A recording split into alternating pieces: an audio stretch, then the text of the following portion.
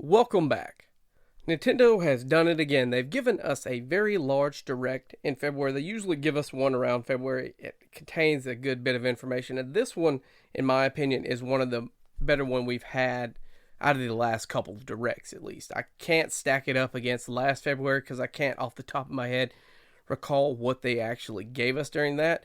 But I know that this one in particular really hit me in the nostalgia. There are a lot of announcements, old and new games, some that we've seen in years past, thus the nostalgia from me, an old man here yelling at the clouds. And then, of course, we have some newer games coming out as well. So let's get right into things first before we even begin. If you're new here to Woodgy Gaming, make sure you follow us on Instagram, Twitter, and YouTube as well, and TikTok. We are uploading Pokemon pack openings to YouTube, Instagram, and we were doing it at TikTok. I've ceased that. I've heard they're going to ban that eventually. Plus, TikTok is kind of a pain. Out of all three of the platforms I would upload to, it would be easily the one that I detested the most uploading to. So let's dive right into things. And thank you, like I said, thank you if you're new here. Thank you if you stuck around, listen to me ramble for all this time. I think we're about 2 years into this at this point, maybe a little bit longer, but having a good time of it nonetheless, trying to build it up even more. So let's dive right into things. The first announcement they gave us was for Pikmin 4. And they did show a little bit of the gameplay, and I recall Miyamoto saying that this time around it would be closer to the ground view with the Pikmin as opposed to that upper view that we saw above them. They talked about that previously when they were just discussing Pikmin 4 and didn't really give us any information about it. They showed a new type of Pikmin, the Ice Pikmin, a new playable character that I didn't recognize. I'm not all that familiar with the series. I played the original, and then I played 3 to 2, a little bit of 2 on the game on the Wii, and then 3 Deluxe with my daughter on the Switch. But I'm not all that familiar with it, but I did not recognize this character. There was also a creature that was dog-like in nature. You could order it around, make it carry stuff similar to how you could the Pikmin. Another interesting thing, you and your Pikmin could ride this creature across obstacles. For instance, we saw all the Pikmin and the character hop on the back of the dog. I'm just going to call it a dog. Hopped on the back of the dog, and then they took off, and they were able to cross across water. When previously only blue Pikmin would have been able to do that. It's an interesting element for them to add into there.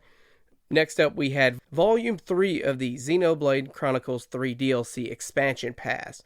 We were introduced to Masha, who can use special ore to craft accessories, roguelike challenge battles, and Archsage's Gauntlet that's dropping on February the 15th. Samba de Amigos Party Central is a music-based rhythm game using Joy-Cons, of course. That's coming this summer. It's multiplayer. You, of course, use your Joy-Cons, dance around, look like a fool. You can have some fun with that, I am sure.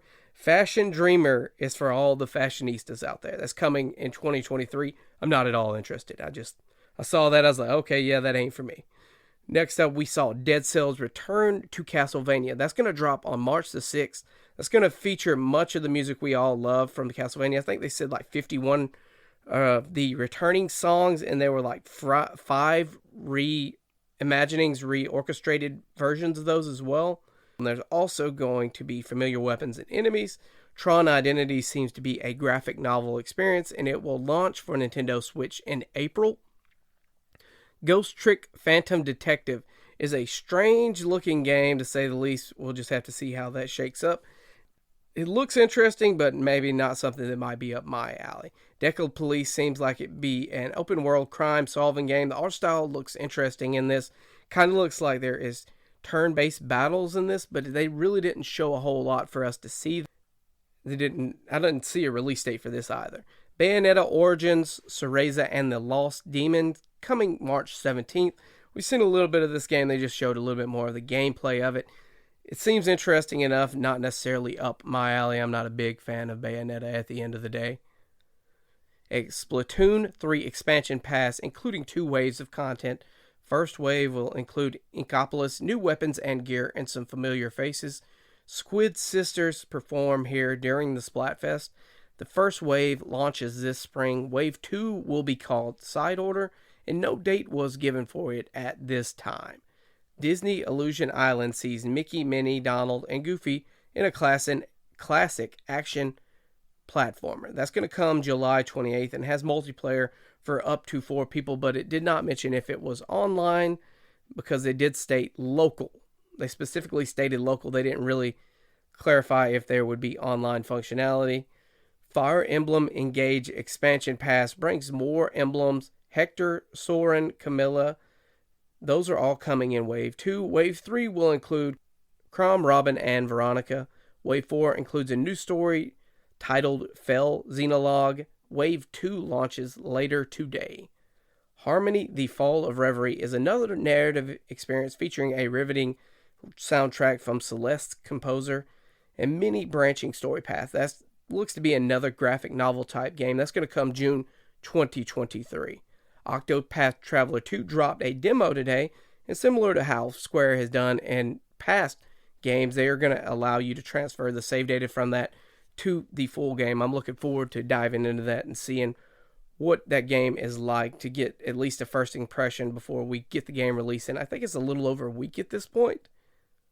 We Love Katamari Damacy Reroll and Royal Reverie is a remastering of We Love Katamari Damacy, adding the ability to play as the young king of all cosmos in 5 new challenges and taking selfies. That's going to come June 2nd. Active Nintendo Switch Online members can play a free game trial of Katamari Damacy Reroll from 2:20 at 10 p.m. Pacific Standard Time to 2:26 at 11:59 Pacific Standard Time. Sea of Stars is a beautiful turn-based RPG that I've seen snippets of here and there on Twitter and been somewhat excited for. It includes time attack and retro-inspired tunes. August 29th, it will drop on the Switch, and there's a free demo that is out now. I've been looking at this, and I'm very excited for it. It looks to be an SNES era-inspired RPG, and I can't wait to see what it shakes up to be. I'm sure it will be an excellent title. As RGT85 said, there's not enough hours in the day to play all these RPGs, but I will definitely try. Omega Strikers is a free-to-play online multiplayer showdown akin to air hockey with unique abilities, of course. That's going to come April 27th. For some reason, they announced that you could go ahead and pre-order. Not sure why they announced that. That seemed interesting and strange. Etrian Odyssey Origins HD Collection is a remastering of the first 3 Etrian Odyssey games. I never played these games and may try them out. I am doubtful, though. I'm not that big on dungeon crawlers, especially from the first-person perspective. I understand they have RPG elements that you're able to battle and everything after that. It just doesn't look like it's for me. I've never really been into those types of games. That's going to drop on June the 1st, though. And if you happen to just want 1 or 2 of the titles, they are thankfully allowing you to purchase this as a bundle, or they are going to sell it separately, sell the titles separately, if that is something you're into. Advanced Wars 1 and 2 Reboot Camp is finally getting a release date. That's going to come 4/21/2023. I think that's exactly a year from when it was supposed to release. It's good to see we're actually getting that finally, though. Kirby Return to Dreamland Deluxe seems to have added a new story in Magolor's Epilogue, the Interdimensional Traveler. You start with only basic attacks and a jump, but after defeating enemies, you are able to obtain skill points, which you can then use to level up skills. So it looks like they're adding some RPG elements there, and of course you get to choose in which order that you do level up those abilities. The epilogue, of course, won't be playable until you've beat the main game, and there are over 20 stages and is playable with up to 3 friends in local co-op. Nintendo Switch Online really surprised me with this next one. Not necessarily the next one, but the subsequent announcement, and that is the adding of the Game Boy games.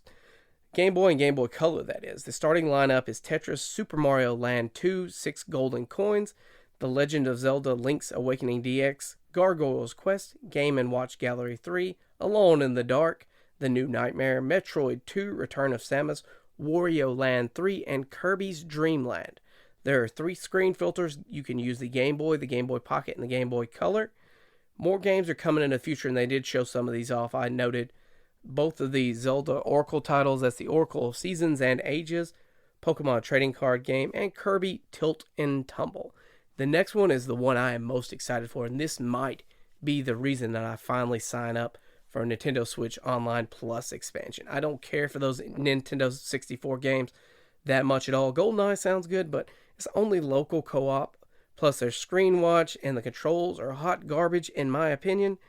But that is, of course, the titles that excited me the most are the Game Boy Advance titles, and they are locked behind, as I stated, the Nintendo Switch Online Plus expansion. Super Mario Advance 4, which is Super Mario 3 with some added levels that were from the e-reader, WarioWare, the Mega Micro Games, Kuri Kuri Kurin, Mario Kart Super Circuit, Mario and Luigi Superstar Saga, which is something to be very excited about because they did re-release this on the DS title, but that classic art style is so much better in my opinion. And The Legend of Zelda the Minish Cap are all launch titles. Again, more titles will come in the future. They showed us some of these, and these are some that you really want to be excited for if you're someone like me. If you have these nostalgia balls, I played at least 2 of these so much, and those 2 would have been Metroid Fusion and Golden Sun.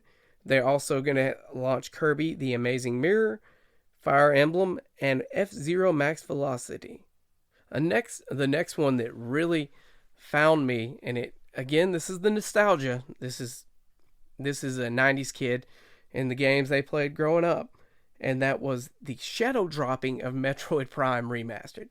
It's coming with modern controls using both left and right sticks. As I recall, in the original, had to hold down the ZR button and you would look around with that, kind of how they did with GoldenEye. The limitations of the time, they didn't necessarily know what a good shooter should have played. Like, if they would have been thinking, they would have used that C stick and just made it like the right stick that we have now, but they did not. That dropped, as I stated, on the eShop yesterday, and there's going to also be a physical release that's going to come on February the 22nd. I likely will go ahead and pick that up. I'm looking forward to checking that out again. I did see some of the gameplay comparisons, and it looks like they did a little bit of polishing, lightening up some areas, and I'm excited for it. Rain Code comes June 30th. We discussed this in a previous Nintendo Direct, and that's where Shin Megami teams up with a detective to solve crimes. Baten Kaitos 1 and 2 are coming to Nintendo Switch. It is a card-based RPG game. I never played these titles on the GameCube, and the card element has me a bit put off, but it is coming this summer, if you're at all interested. Fantasy Life, The Girl Who Steals Time, seems to be another sim game. Level 5 is bringing us a new Professor Layton game, and the Professor Layton and the New World of Steam is coming out at some point in the future. They didn't give us a firm date on that. All this was a teaser trailer, but it is interesting to see Professor Layton make a return. I know a lot of people in the chat were excited about that. Wave 4 of the Mario Kart 8 Deluxe Booster Course Pass includes Yoshi's Island and Birdo as a playable character, and that's going to come this spring. And then there was a sizzle reel, so bear with me while we quickly move through some of these releases that they announced. Minecraft Legends is going to hit the Nintendo Switch on April 18th. Blanc drops on February the 14th. Mega Man Battle Network Legacy Collection comes April the 14th. Have a Nice Death drops March 22nd. WBSCE Baseball Power Pros dropped after the Direct. Disney Dreamlight Valley is getting a Realm update in April. It looks to add The Lion King. And another title we already knew about in the date of release, that's Tales of Symphonia, remastered, that's going to drop on February the 17th. They closed out the Direct with Tears of the Kingdom, showing a cutscene and a couple small snippets of gameplay. We'll be able to experience it ourselves on May the 12th, 2023. A collector's edition and amiibo will release on the same day. Now, something interesting about Zelda that I've seen a lot of, and that's the fact that this is going to be the first title that Nintendo tests out the $70 release price. So they did state, I did see an article today stating that this would not be the norm. I kind of feel like that Nintendo feels that if Call of Duty, Madden, and all these other games can be $70 and they don't offer near the value of Zelda, they looked at that and like, hey, you know what? I bet you we can get this out of Breath of the Wild too. If for no other reason than they know it's a quality product. Nintendo doesn't discount their software. They infamously had a showdown between Miyamoto and Reggie Fils-Aimé for Wii Sports when it was packaged in with the Nintendo Wii. Miyamoto argued, we do not discount or give away our software. So we know they think highly of their IPs and the games that they create. So you knew this was inevitably coming. I was hoping myself that it might be after this console life cycle, but it is what it is. There are certain places online still that you can spot it for $59.99. I did try to pick it up on GameStop right after the Direct, and the thing that I noticed first and foremost is it was out of stock. They had sold out of their allotment. They will probably list up more of those and have it available in the future, but it's just strange to me that we jumped to 70 for this title. It is what it is. Most people know they're going to play it. I have enough in the backlog to hold me over at least until I can find it, at least for a lower MSRP or below MSRP. It's definitely Nintendo knowing what they have, though. There was a lot that I was happy about in this Direct, and I had to get this out so it could remain relevant and it could hit your ears while this was still fresh and new and give my thoughts on it. My favorite parts of it probably were the Game Boy Advance launching for the Nintendo Switch Online and that Metroid Prime. There are a lot of good games coming in the first half of this year. This is just the first half, of course. We'll likely get a Direct around the halfway mark of the year, giving us the holiday lineup and what Nintendo announces for the rest of the year. I know I probably don't sound the best in this. I've been nursing a cold for over a week, and I'm trying to get past this dang thing. This head cold is going to be the death of me. I'm trying to have volume control here. I know I've peaked a little bit more than normal. I hope you guys bear with me. I do apologize. I know my voice carries, and I'm louder than I know a lot of the times. So thank you for bearing with me during this trying time. Anyways, these were some of the favorite announcements that I noticed from the Nintendo Direct. I'm excited for a lot of these releases, and I hope you guys are as well. Let me know what you guys think. Are you excited for any of these releases? Did they not release anything for you? What would you rate this Nintendo Direct? I would say it's up there. It's like an 8 or 9 in my opinion. But anyway, if you haven't already, give us a follow on one of our social platforms. And thank you guys for sticking with us as long as you have and checking us out if you're new here. Peace.